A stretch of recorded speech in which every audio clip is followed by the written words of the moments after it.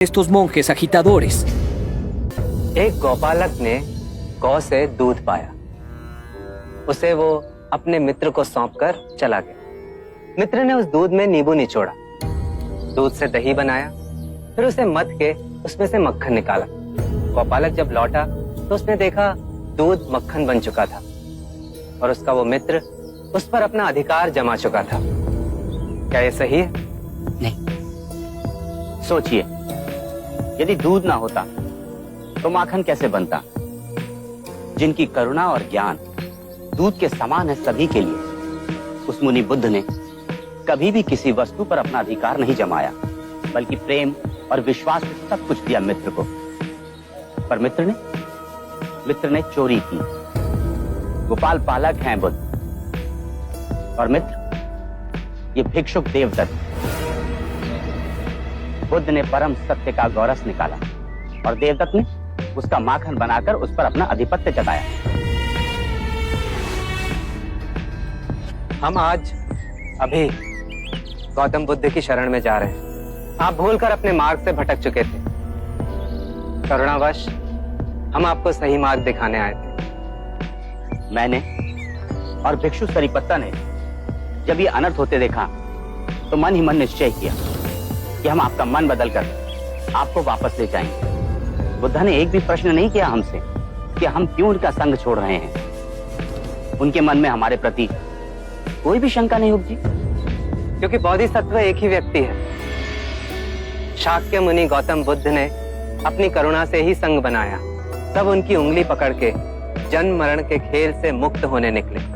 इस शुद्ध संग का विभाजन उनकी आंखों के सामने हो, यह अत्यंत पीड़ा की बात है। यदि आप हमारे साथ लौटना चाहते हैं तो आपका स्वागत है। रुकिए भंते, हमें भी आपके साथ चलना है। बुद्ध के सिवाय दूसरा गुरु हमारा कैसे हो सकता है?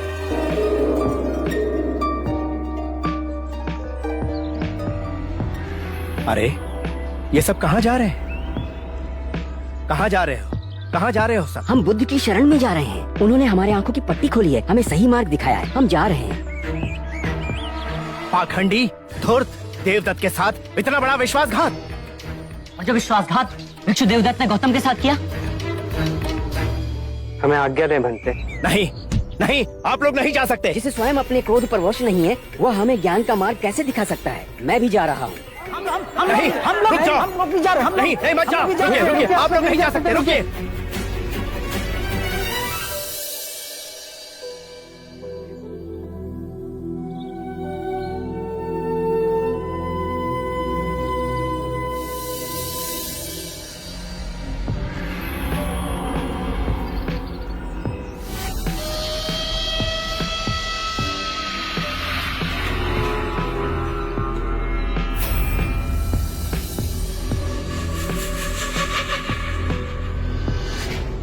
गुरुदेव, सारिपुत्रा और मुगलाना ने आपके साथ बहुत बड़ा छल किया है। आपकी अनुपस्थिति का लाभ उठाया, सारे भिक्षुओं को वापस बुद्ध के संग में ले गए। ये मेरा दुर्भाग्य है कि तू बुद्ध के शरण में गया और अपना अंतर मन न बदल पाया। तू कभी भी खुद नहीं बन पाएगा पुत्र। युगों युगों में एक ही बुद्ध होता है। बुद्ध के शरण में जाए।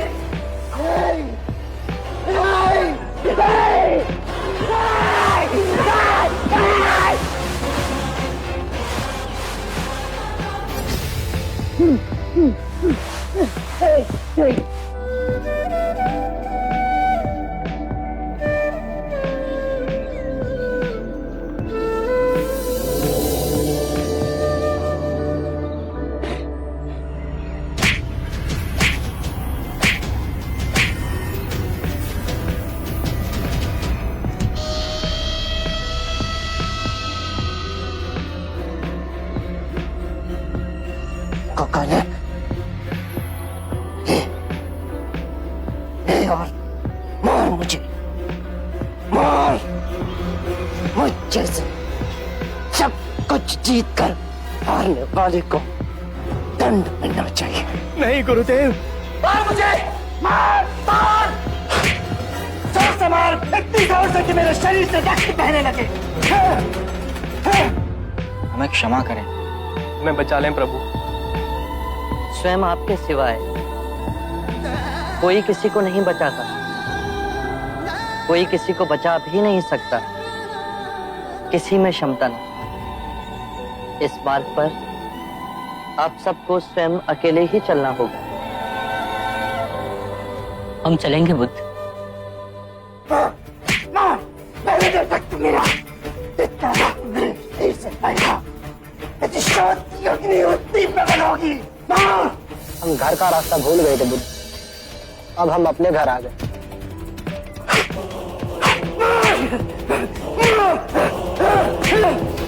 अब वटवृक्ष हमें अपनी छाया में रहने दें। हमें कृपया संघ में वापस सम्मिलित करें। तुम सब गए ही कब थे? मेरे सामने नहीं थे, किंतु मेरे हृदय में तो आप सब सदैव ही थे। भटके हुए को मार्ग पे लाने आप दोनों निकले थे। इस मार्ग पर आपको कोई क्षति पहुंचती, उस बात की चिंता थी मुझे।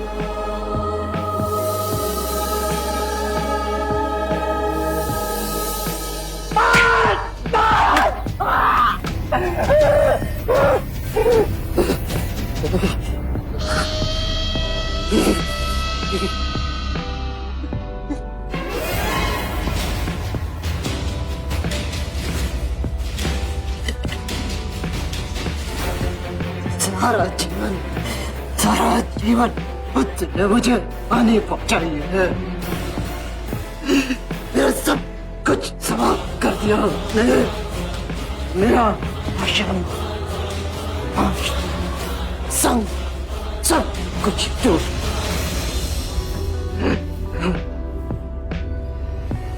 मेरी अपनी माँ ने अपना दांत मेरे हाथों से नहीं करवाया।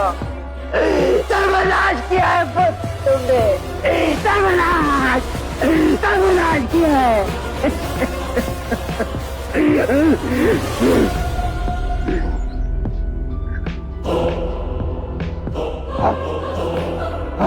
बुद्ध को जान नहीं सकता, उसे मैं अपने हाथों से मार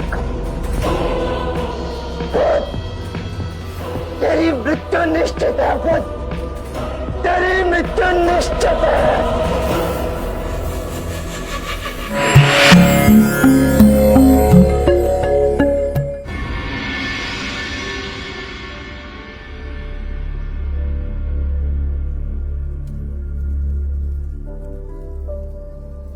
प्रेम का नाम मत लो, तुम्हारे मुंह से ये शब्द अच्छा नहीं लगता। तुमने मेरी शांति छीन ली है, मुझे अपने पापों का भागीदार बना दिया है। महाराज, कोई यदु आपसे भेंट करने का आग्रह कर रहे हैं। भेज दो उसे। जी।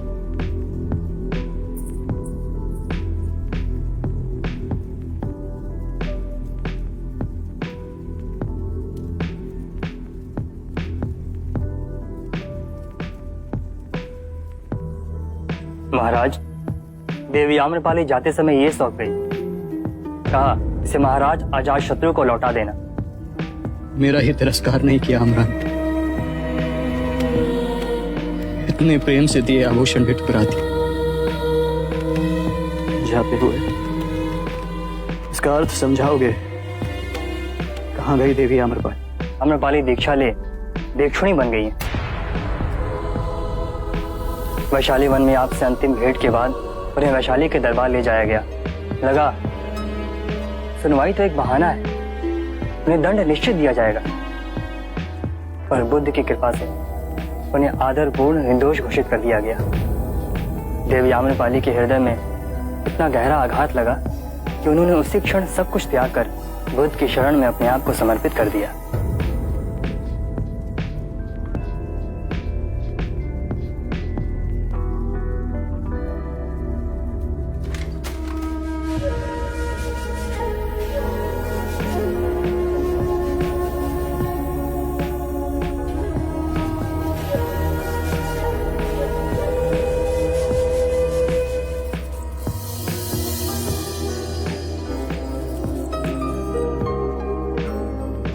हमारे प्रेम की निशानी है। मैं इस उपहार को सदैव ही अपने पास रखूंगी।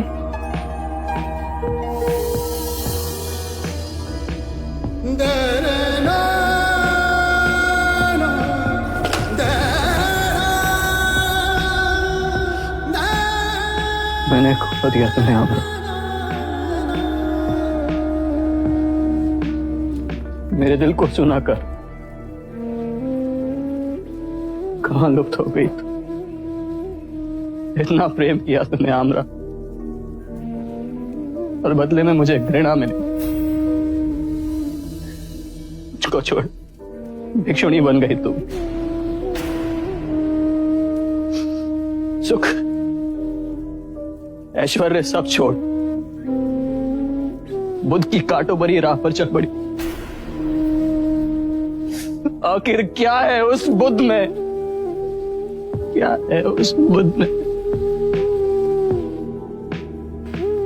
जिसकी भी आंखों में मैंने अपने लिए प्रेम और आदर देखना चाहा, उसने एक एक कर मुझे ठुकरा दी, कर मुझे ठुकरा दी और बुद्ध को चुना। बुद्ध अनमोल है, वो समस्त मानव जाति को संवारने आए हैं। वो हम सबके दुख दूर करेंगे। अपनी आंखों से अहंकार का पर्दा हटाओ जाट शत्रु। बुद्ध कहते हैं अल्प ज्ञान ही विवेकहीनता है। बुद्ध कहते हैं कि भय से मुक्त हो जाओ। भयभीत होके ये मत सोचो कि कल क्या हो, मेरा क्या हो। किसी पे निर्भर मत रहो, और जब भय को अस्वीकार करोगे तो संपूर्ण मुक्ति मिलेगी।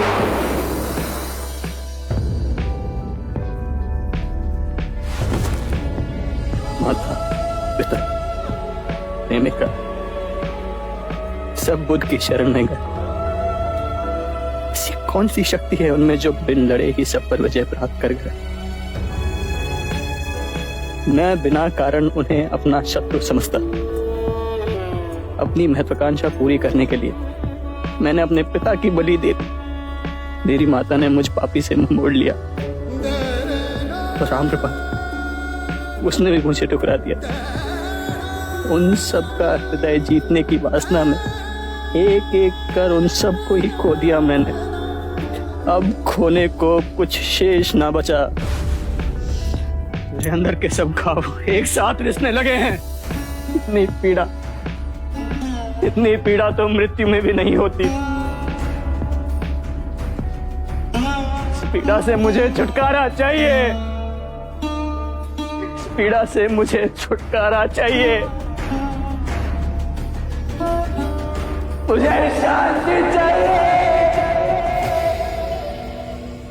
ओम भगवती भिक्षाम देहि। ओम भगवती भिक्षाम देहि।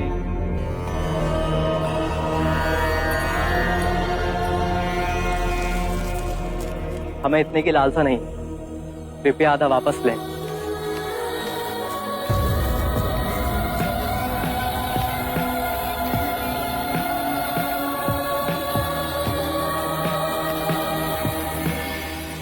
एक बात बताएंगे जी? मैंने महाराज देखे, परम ज्ञानी पंडित देखे, किंतु सदैव उनके मुख पर तनाव और चिंता का भाव देखा।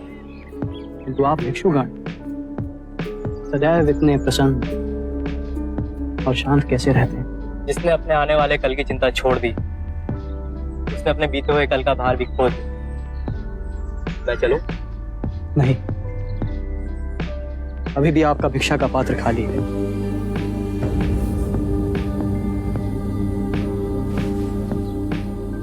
मेरी ओर से इसे भिक्षा में ले जाएं और स्वयं बुद्ध को दें।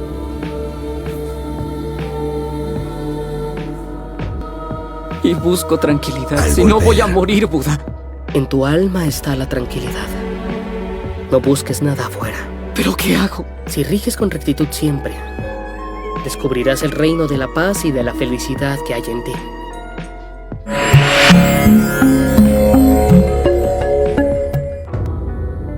महाराज अजात शत्रु ने कहा है कि उनकी ओर से यह भिक्षा केवल आपको सौंपी जाए। मैं तो परम निर्धन हूं, इस भौतिक सत्ता से मुझे क्या काम?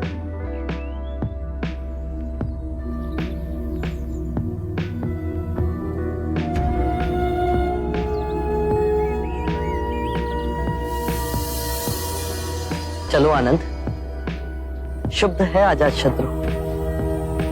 तो फिर आपके चरणों में आया क्यों नहीं? उसका अहंकार उसे यहाँ नहीं आने देगा।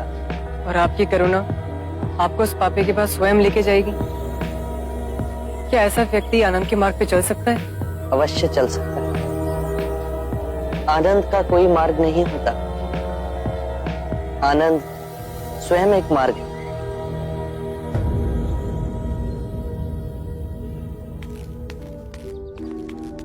बुद्ध, आप यहाँ मुझे बुला लिया हो। आए, भीतर आए बुद्ध।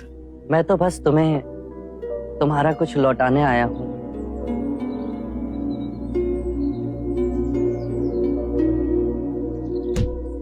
नहीं बुद्ध, मुझे ये नहीं चाहिए।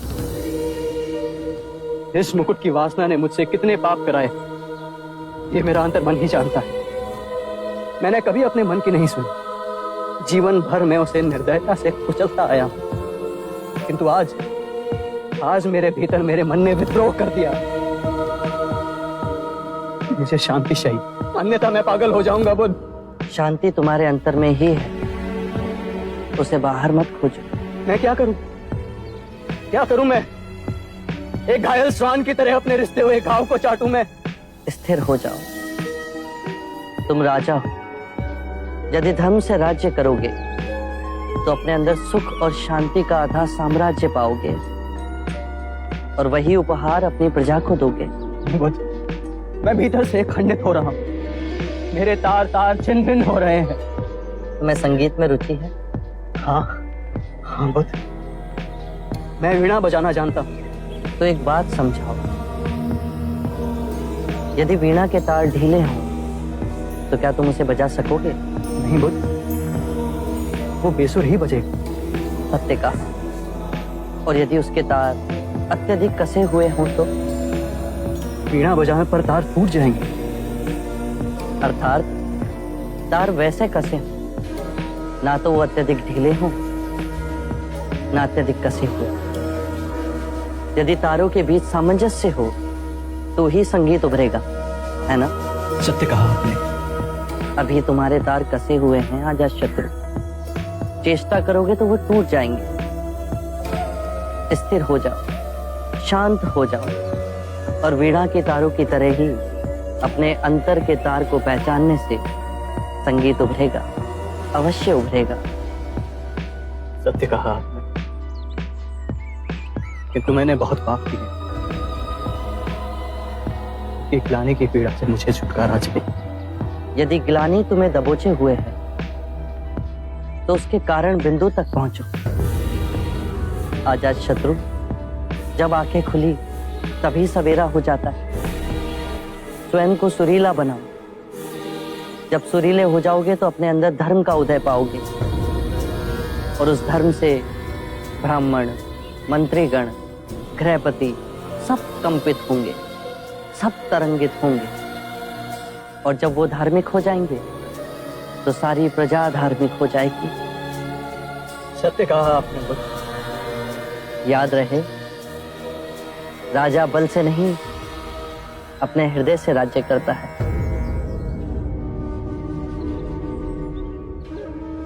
मैं आपकी कही हर बात का स्मरण करूंगा बुद्ध। मैं पापी, अपने पिता का संहार करने वाला, उस अंधकार मोड़ को छोड़ आपके सूर्य समान प्रकाश में धार्मिक बनूंगा। कृपया कर मुझे अपना अनुयायी बनाए। ही सही।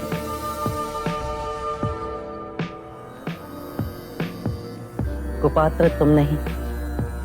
यदि पूरे ब्रह्मांड में तुम उस व्यक्ति को खोजोगे जो तुमसे नहीं तुम्हारे प्रेम से प्रेम करता हो, तो संपूर्ण ब्रह्मांड में तुम पाओगे केवल तुम तुम ही ऐसे व्यक्ति हो जो अपने प्रेम और क्षमा के योग्य हो।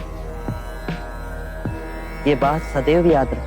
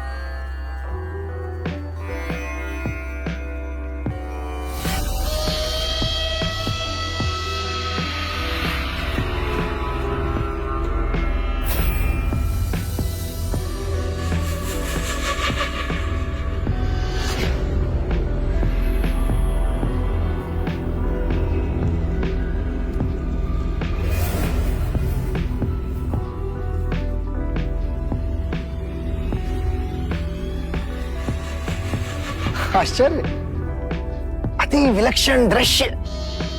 जो अजात शत्रु सदैव रंग भवन में रहा करता था, वो आज ध्यान में बैठा। अद्भुत। ध्यान से मैं अभी बहुत दूर हूं। मन को शांत करने का प्रयास कर रहा हूं। तो शांति मिली? मिलेगी कैसे, जब शांति को भंग करने वाला अब तक जीवित है? तो मन तो अशांत रहेगा ही। हमारा आशय बुद्ध की ओर है। तो और कौन हो सकता है?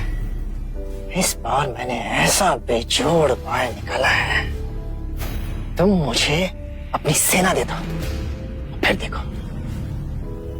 क्या करोगे तुम?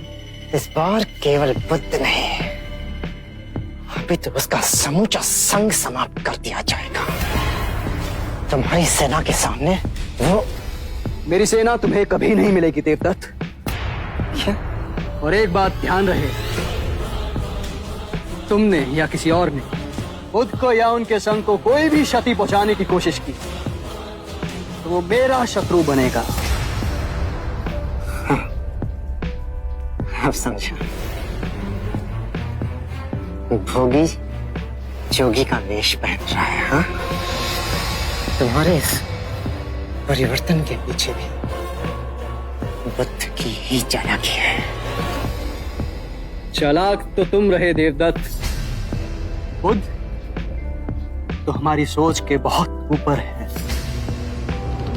जीवन भर मैंने आंखों पर पट्टी बांध पाप पर पाप किए, और अंततः जब मेरे पापों का घड़ा भरा तो मेरे मन में मुक्ति की आकांक्षा उठी। बुद्ध ने मुझे केवल क्षमा ही नहीं किया, अपितु वो मार्ग भी दिखाया जिस पर चल मैं स्वयं को क्षमा कर सकूं और अपने बाकी जीवन में धर्म का अनुसरण कर सकूं। ढोंगी है वो। बोधिसत्व को पाए बुद्ध एक अनमोल रत्न है। इतिहास की चक्की निरंतर चल हम सबको पीस देती है। हम मिट जाएंगे, हमारा नाम दुनिया के इतिहास में लुप्त हो जाएगा, पर बुद्ध की चेतना वो हमेशा इस संसार को रोशनी देती रहेगी। जब जागे तभी सवेरे। मैं बुद्ध के चरणों में बैठ उनका न्याय बनूं। विश्वासघाती हो तुम। मित्रता के नाम पे तुमने केवल ठगा है मुझे अजात शत्रु। आज दूसरी बार मैंने तुमसे सहायता के लिए हाथ मांगा और तुमने उसे ठुकरा दिया। याद रहे, ये बात मैं कभी नहीं भूलूंगा। और जिस बुद्ध की सराहना तुम कर रहे हो ना अजात शत्रु, याद रखना, एक दिन वही बुद्ध तुम्हारे हाथ में कटोरा थमा के तुमसे भीख मंगवाएगा। मैं भिखारी बनने को भी तैयार हूं देवदत्त। ठीक है, यही ठीक है। फिर बनो तुम भिखारी। और याद रहे, देवदत्त नाम है मेरा, देवदत्त। और देवदत्त ने अपने प्रयासों से अद्भुत शक्तियों को अर्जित किया है जो तुम्हारे दत्त से निपटने के लिए पर्याप्त है। देवदत्त, स्मरण रहे, कुछ भी कर लो, खुद का बाल भी बांका ना कर सकोगे।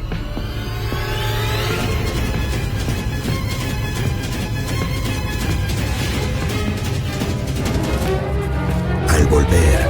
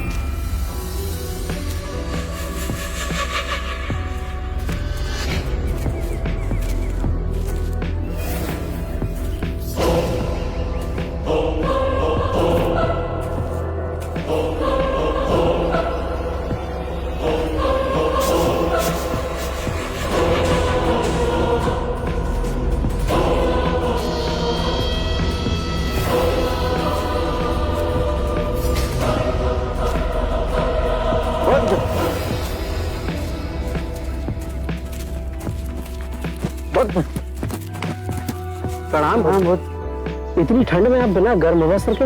ना गर्मी मुझे तपाती है, ना ही सर्दी मुझे कपाती। अद्भुत है आप। हम आश्रम गए थे, पता चला कि आप भिक्षा के लिए निकल गए। आप हम पर कृपा करें, घर पर भोजन ग्रहण करें। आभार आपका। आभार तो आपका है गुरुदेव, आइए।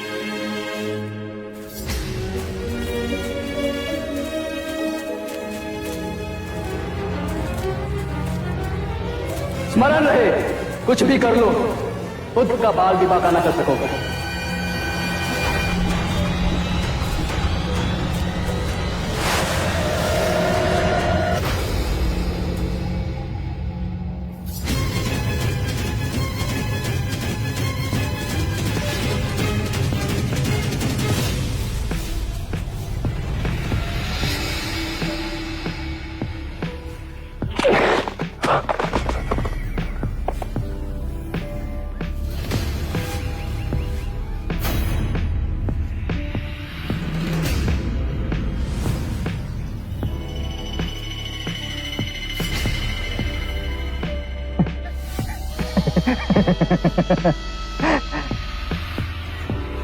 तुम्हारी मृत्यु का दिन तो निश्चित है सिद्धार्थ।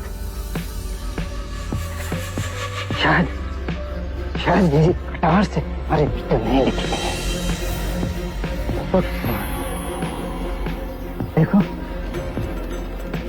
स्वयं प्रकृति ने मुझे इंगित कर दिया है कि संसार से तुम्हारी विदाई कैसे होगी।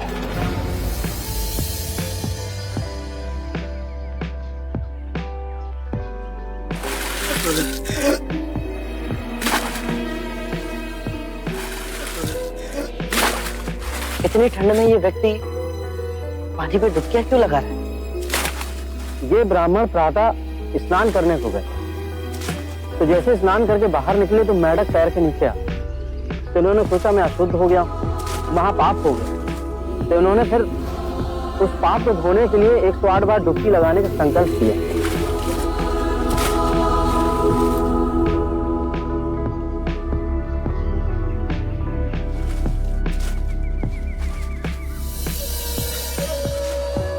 सुनिए, आप ठंड से कांप रहे हैं। यदि ऐसा करेंगे तो बीमार पड़ जाएंगे। महात्मा, गाने में मुझसे पाप हो गया। ये नदी गंगा नदी की उप नदी है।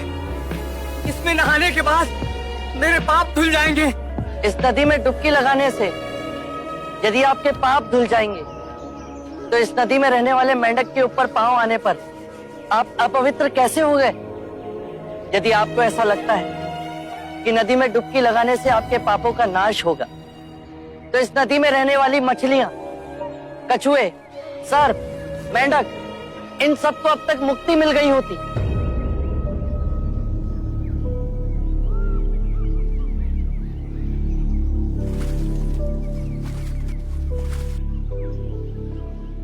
बात तो सत्य कह रहे हैं महानुभाव। नदी में डुबकी लगाने से पापों का नाश नहीं होता। अपने पापों का नाश करने के लिए विवेक जगाना आवश्यक है। इतनी साधारण बात को समझाने वाला कोई असाधारण ही हो सकता है। महात्मन, कब से बनाए हुए रास्ते पर अंधे पशु की तरह चल रहे थे। आपने हमारी आंखें खोल दी। हर वो बात जो लिखी गई, जो हमें सिखाई जाती, जो असंख्य वर्षों से दोहराई जा रही, उसमें संदेह करना। अपो दीपो भव, अपना दीपक स्वयं बनो।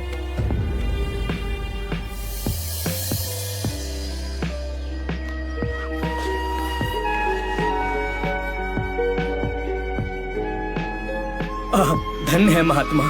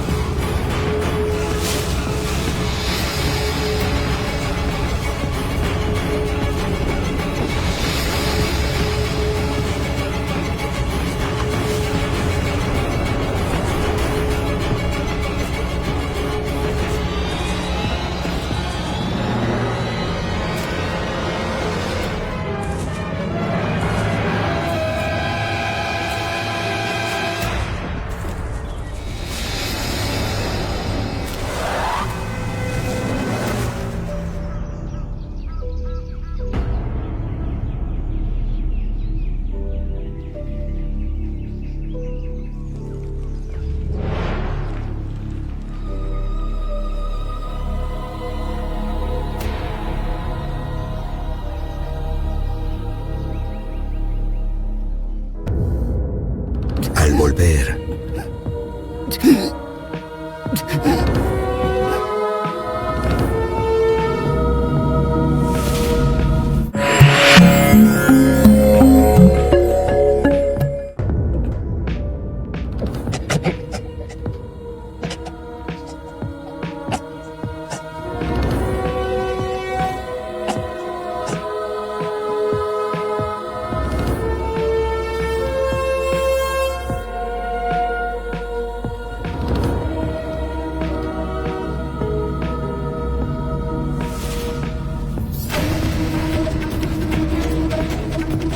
ये मेरा खेत है। इसे मैंने बचाया है। ये पक्षी मेरा है।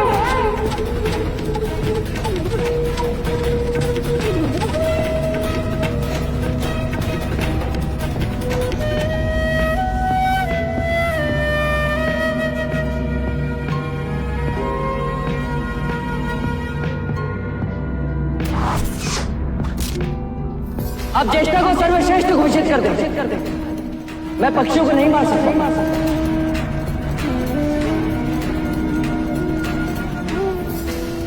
यशोधरा, ये तुम्हारे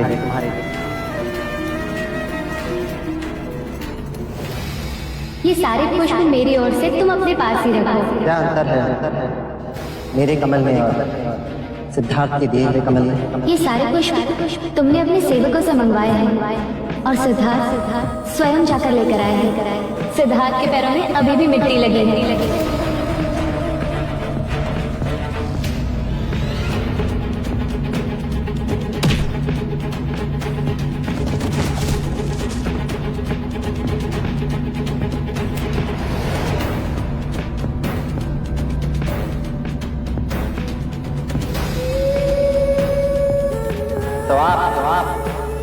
मेरे ये संशोधन स्वीकार नहीं करेंगे। माँ, तेरे देव ने अपना स्वयं का संग खड़ा कर उसने सब कुछ त्याग दिया। इतनी यातना सही, इतनी तपस्या की, तब कहीं जाके सिद्धार्थ बुद्ध बना। युगों युगों में एक ही बुद्ध होता है।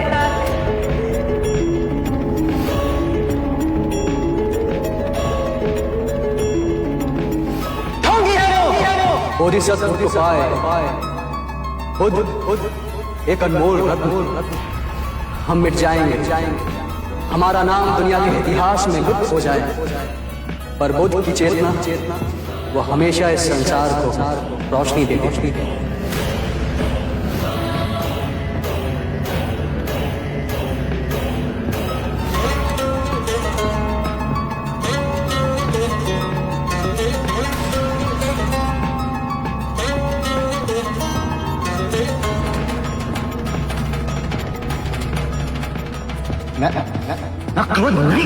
क्रोध करना अपनी हथेली पर गर्म कोयले को रखने के समान है, जो हम किसी दूसरे पर फेंकना चाहते हैं, पर इस क्रिया में हम स्वयं को ही हानि पहुंचा रहे हैं। आपसे क्षमा मांगने योग्य भी नहीं हूं मैं।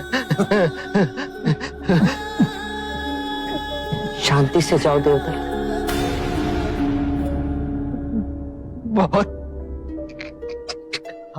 आपको बहुत क्षति पहुंचाई है मैंने, बहुत। मुझे तो कुछ भी स्मरण नहीं।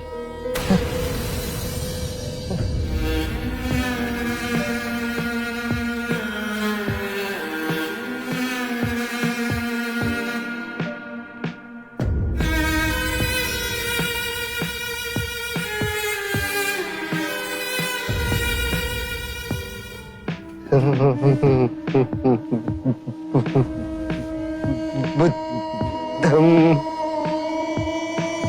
शरणं गच्छामि।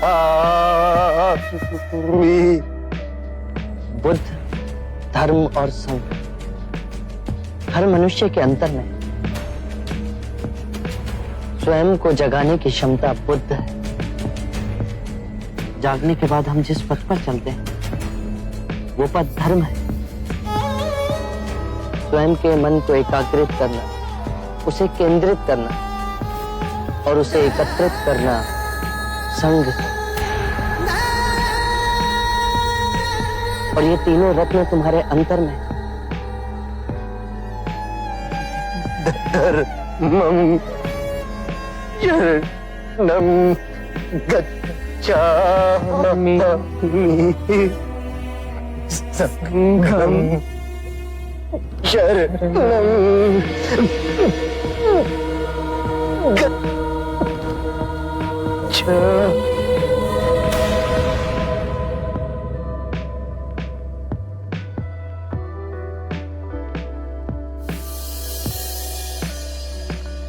आरंभ हो गई निर्वाण प्रथा, सुनो सुनो ये बुद्ध कथा।